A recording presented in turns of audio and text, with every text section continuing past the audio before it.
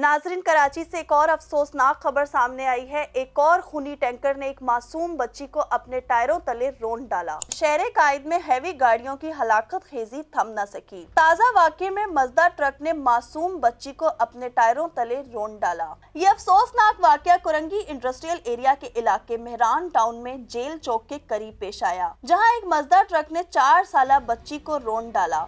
हादसे में बच्ची मौके पर ही जाँ बाक हो गई। पुलिस के मुताबिक बच्ची अपने घर के बाहर खेल रही थी।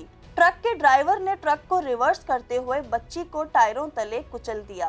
SHO Korangi industrial area Khalid Memon ने बताया कि जाँ बाक होने वाली बच्ची की शिनाख्त 4 साला रुखसाना के नाम से की गई है।